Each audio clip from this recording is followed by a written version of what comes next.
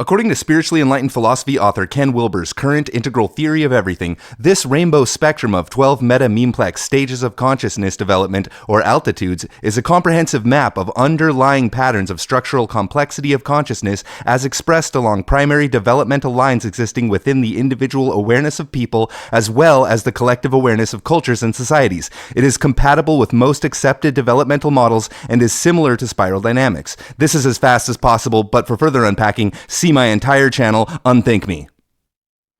Stage 1, infrared. This is the default expression of your DNA without exposure to culture and language. Pre-verbal, archaic, and impulsive. So, this was so-called cavemen. This is any old baby. Other than extremely rare wild people and the medically unwell, there are practically no fully adult infrared humans in the modern world. They would have to be completely cut off from all forms of society and culture. Stage 2, magenta. Into the first tier now, magenta establishes primitive horticultural societies which enable language, culture, and the division of labor. Magenta persists today as a full expression in very young children and their funny magical conceptions of the world. And some tribal cultures still exist at this stage, but most contemporary magenta is expressed as superstitious or magical animistic spiritual beliefs and practices that persist alongside of more modern beliefs. Stage 3, red. Experienced fully in modern 2 to 5-year-olds and typical of very warlike cultures, red is impulsive and egocentric, or properly selfish. Red creates myth and legend of superlative power gods or cult figures. Red saw history from ancient times into classical antiquity, with many pyramids built, and created the first proper literature and written languages. Stage 4, amber. Amber's absolutistic belief in cultural mythology leads them to identify with a group of people who consider their group perfect, and is thus extremely ethnocentric, often racist and bigoted, always focused on in-group membership. Amber tends to be religious and evangelical in nature, typically cruel, oppressive, and intolerant towards anyone who defies the great tradition, moral puritanism, or social graces. Amber is the center of gravity for most school children today, and any system that is rigidly and unquestioningly hierarchical in nature, serving as the backbone of nearly all religious institutions, and historically is associated with the Middle Ages and medieval times. Stage 5, orange. Orange will be extremely familiar to most of us as rational science, abstract mathematics and logic, individualism, the belief in fundamental human equality, the pursuit of personal happiness and excellence, and the striving for a better life and a better world. Orange brings us modernity, industrialization, democracy, racial equality, women's liberation, and enormous advances in wealth and technology. Stage 6, green. Associated with cultural sensitivity and postmodernism, green finds its home in academic environments, internet culture, and many advanced professions. The green intellect tends to focus upon context and meta, which can be called deconstruction. Green is ever seeking the rules which govern a rational occasion, and applying criticism. Green is highly individualistic, ever self-questioning and self-doubting, but often narcissistic and overly reflective, tending towards existential angst and cynicism. Even though green is driven by a conscientious desire to change the world for the better and more authentic relationships, their methods can occasionally lean towards irresponsible and disruptive activities against the quote-unquote status quo. Stage 7, teal.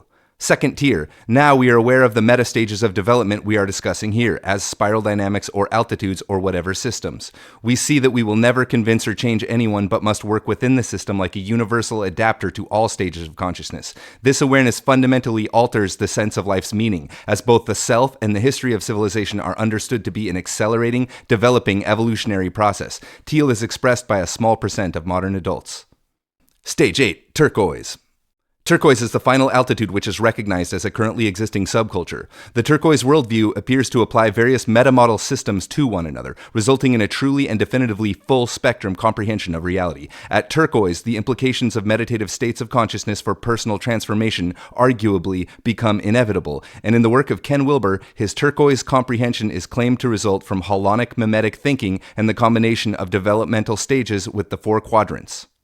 Stage 9, indigo. Entering the third tier, we are now into stages of consciousness which are known to exist and represent a hierarchical unfoldment of increasingly advanced mental abilities, all of which can be mastered through various meditative and contemplative practices. Whether these are truly the future of humanity or just an interesting thing that people can do remains to be seen. At indigo, a person has a limited control of their mental state and will tend toward the so-called psychic, meaning psyche-aware state, which may be a dissolution of the personal identity and a felt sense of oneness with the world or environment or people, control. It may be a tendency towards lucid dreaming and shamanic practices, and can be associated with a tendency towards elevated levels of alpha and theta brainwave activity. An enormous cultural misunderstanding occurs when a person believes themselves to be spiritually enlightened or awakened at the indigo stage, not knowing that it is only the tip of the known meditative iceberg. Stage 10, Violet. Violet tends towards the subtle mystical state and deity mysticism in the meditative practice, which is a felt sense of communion with an archetype or god figure. In this state, they are typically not aware of the body and are existing completely in a mental internal reality. Violet often experiences consciousness throughout the entire sleeping dream state and typically has many years of meditative training or some sort of advanced spiritual practice, often including intense physical, social, and lifestyle purification practices. Stage 11, Ultraviolet.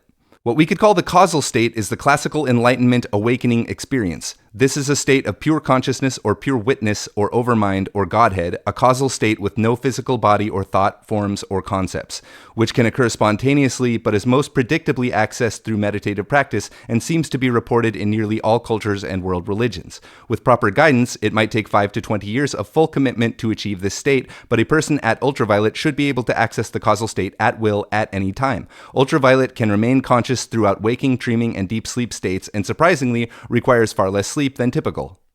Stage 12, Clear Light. The final altitude, clear light, is the full non-dual enlightenment experienced by perhaps a few hundred people in all of history. This would be a constant state of causal witness throughout all states of consciousness, which seems to be a sort of extreme or upper limit to the brain's capacity for self-control. The mind can see every layer of reality, every layer of itself at any time freely at will. While consciousness will inevitably continue to evolve and develop, we see with clear light a sort of conclusion or singularity point, the full map of human potential as curated by Ken Wilber, from which consciousness could evolve in any number of ways we could never guess. But if this all makes sense to you, you are most certainly at least TEAL. Like if you're first tier, be sure you're subscribed if you're second tier, and say namaste in the comments if you're third tier. Thanks for watching.